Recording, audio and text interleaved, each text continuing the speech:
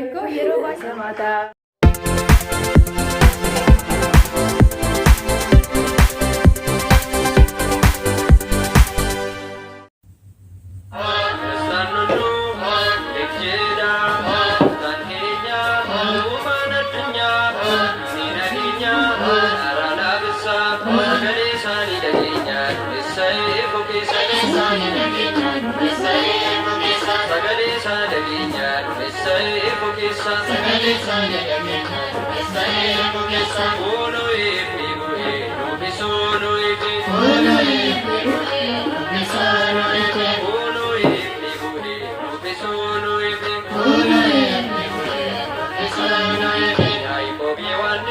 Assalamu alaikum.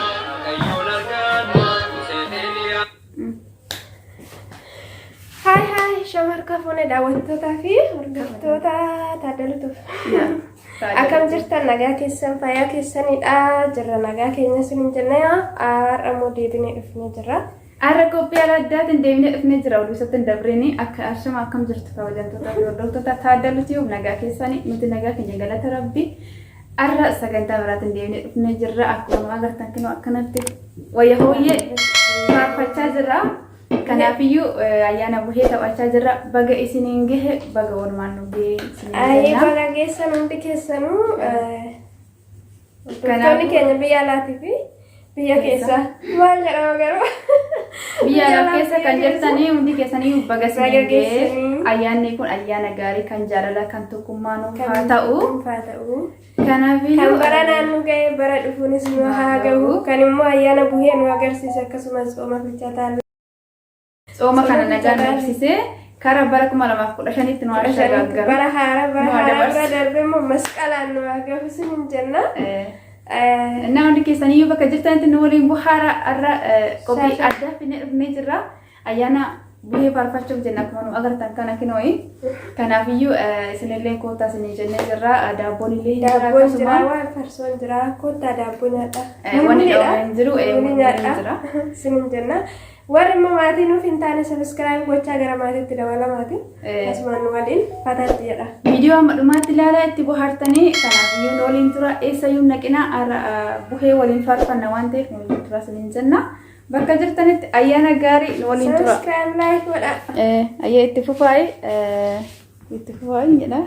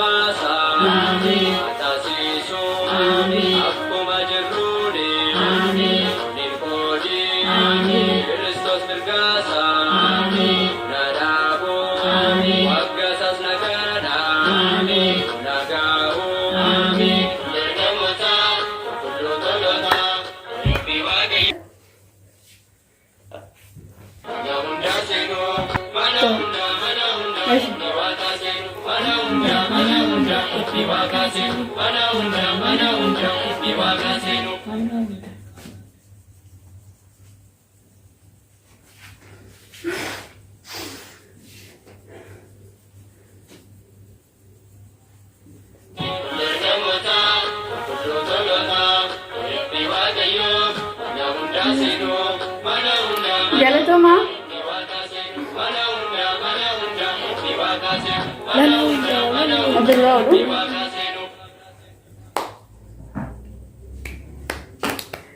Ayana gaarii sinii haa ta'u kun daabboo sillee nyaanne.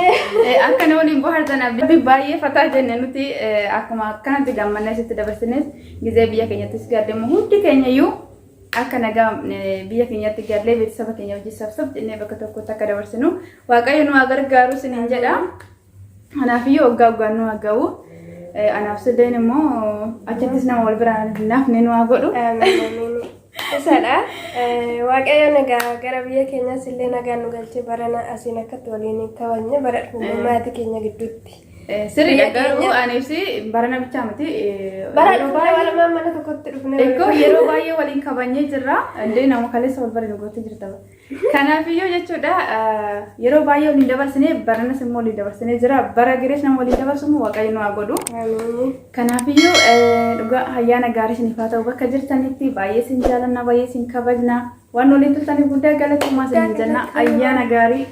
Ayyaana gaarii isinii haa ta'u akkuma isa kana jammarra hundaasa amma ayyaana dhufaa jira walumaa ayyaana dhufaa jira walumaa ittiin ga'u waliin jira nutis jabaadha isiniin jenna maatii warri nuuf hin taane sabiskiraabii nu godha laayikii illee godha nu waliin jira ayyaana gaarii baay'ee baay'ee ayyaana gaarii yaamatu beeksinaam yaadarsaachu amaajis beekeenyu yaadakumaachu የመንግስቱ ወራሽ አድርጋችን እንዲሁ እንዳለን አይለየን ለዓመቱ በሰላም ያደርሰን አማኑኤል በቀኙ ያቁመን የመንግስቱ ወራሽ ያደርገን የቅዱሳን መላእክት የጻድቃን ሰማዕታት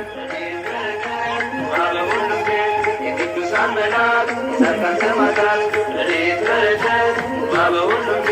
በሁሉም ቤት ይግባ በረከት